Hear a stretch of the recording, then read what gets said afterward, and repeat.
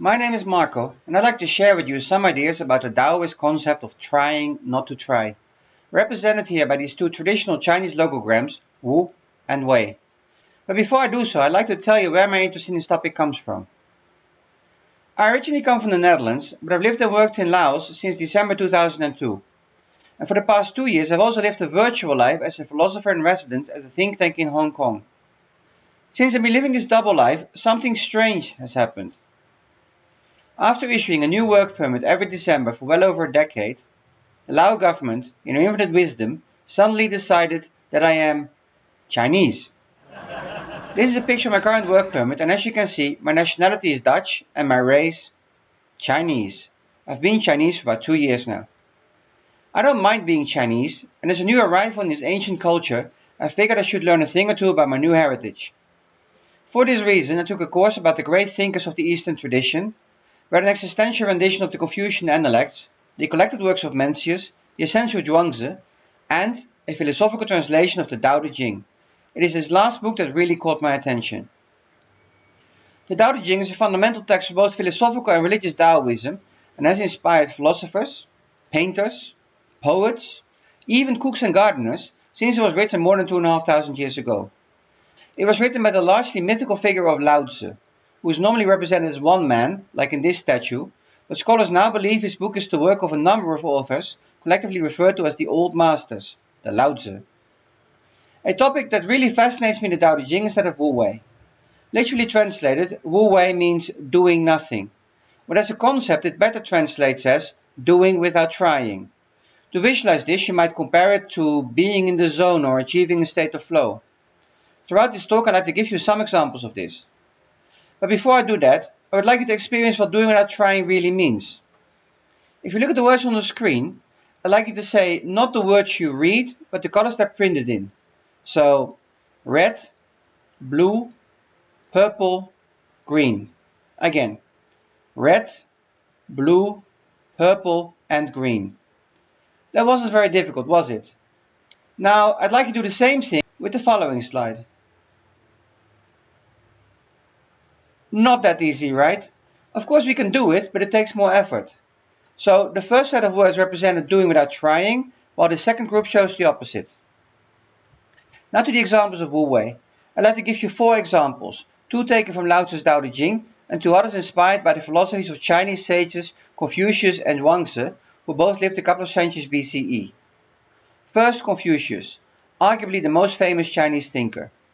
Confucianism is all about morality and the correct practice of rituals. And so not surprisingly, he compares Wu-Wei to the carving and polishing of the self. What he means by this is that if you try something new and then practice it continuously, over time you will internalize and embody the process. You will achieve Wu-Wei. I think the clearest example of this is learning how to drive a stick-shift car. For those of you who learned this, I'm sure you remember how difficult this was at first.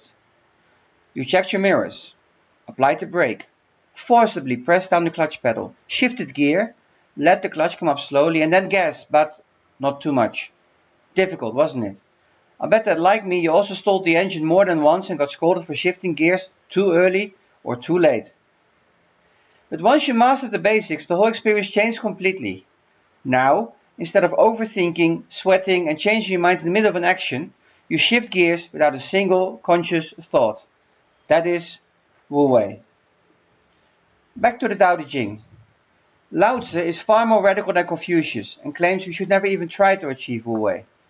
Instead of learning and practicing, we should just forget about it and rely on the Tao, the universe, to make things happen. An example of this I can personally relate to is travel. On the one hand, you can spend weeks planning all the details of your trip, book the hotels, get insured, and even write a day-to-day itinerary.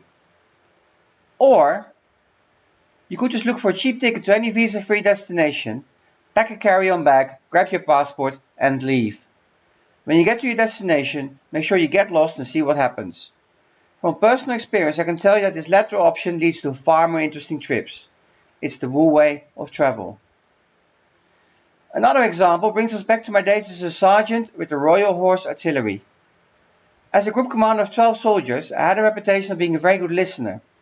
This surprised me, as I never really saw myself like that at all. I thought about it. Why would they think I was a good listener? Then I realized I really wasn't a good listener, but I did let people speak. In the army, soldiers always hear they should shut up and do as they're told. I never liked that, and so let my soldiers whine and complain until they felt they said it all. They had their say and went back to work. In other words, by me doing nothing, nothing was left undone. As a result, I had the best functioning group in the unit. That also is Wu-Wei. Finally, Zhuangzi, a Taoist skeptic philosopher. Zhuangzi disagrees with both Confucius and Lao-Tzu and says we should not try and we should not try. We should just go with the flow and ride the wave. Like Michelangelo, we should not think about how to carve a sculpture, but simply look at the block of marble, discover the statue locked inside, and set it free. From a personal perspective, I can tell you I managed to reach Zhuangzi's sense of Wu-Wei in October last year. I've always wanted to be a writer, and like so many others, I've started a whole bunch of books but never finished any of them. To actually go from once upon a time to They Lived Happily Ever After seemed an impossible task. But then in the summer of 2015, I was asked to write some short stories for a website. I took on the challenge and enjoyed the pressure of a weekly deadline. After about a year of doing this, I realized I had enough material for an actual book. So, by not trying to write a book and not trying to write one, I had finally written my book. After some negotiation, this book was published by the institute I work for, and since then I've lived the life of a minor celebrity. I enjoy that life. It really sums up what Wu-Wei means to me. To thoroughly practice the things worth learning, to often explore the unknown, and, most importantly of all, to always ride the waves of opportunity. That is Wu-Wei. Thank you.